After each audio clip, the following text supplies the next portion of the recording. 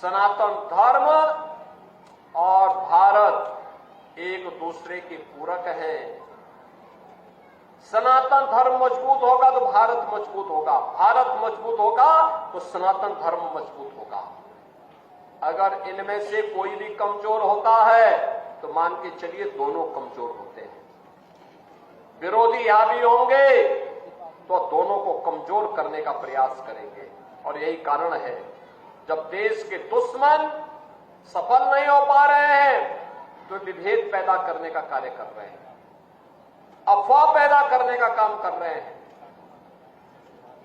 गाली गलौज पे उतर करके कार्य कर रहे हैं। लेकिन अब जैसे को तैसे का जवाब तो देना ही पड़ेगा। बजरंगबली ने भी कहा था ना, जब बजरंगबली को अशोक वाटिका में फल खाने के लिए गए, रावण के राक्षस उन्हें मारने लग गए तो उन्होंने भी 2-4 को पटक दिया, उसमें से 1-2 मर भी गए। रावण के दरबार में ले गए, रावण ने पूछा कि भाई तुमने मेरे पुत्र को क्यों मार दिया, क्यों मेरे साथ के राक्षसों को मार दिया? तो हनुमान जी ने भी कहा, जे में मारे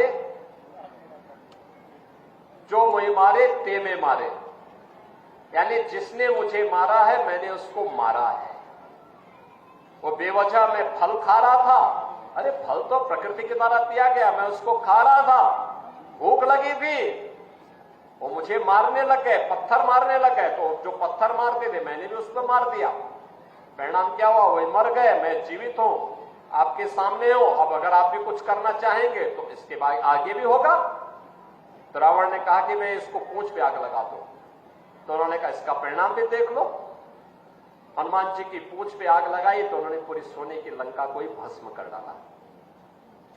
बहनों और भाइयों, बजरंगबली बनिए, बजरंगबली। आदर्श राष्ट्रभक्त भी, जो राम भक्त होगा वही राष्ट्रभक्त भी बन सकता है और दुश्मन को दुश्मन की भाषा में जवाब भी दे सके। जो देश का दुश्मन है वो हमारा मित्र नहीं हो सकता, कभी नहीं हो सकता।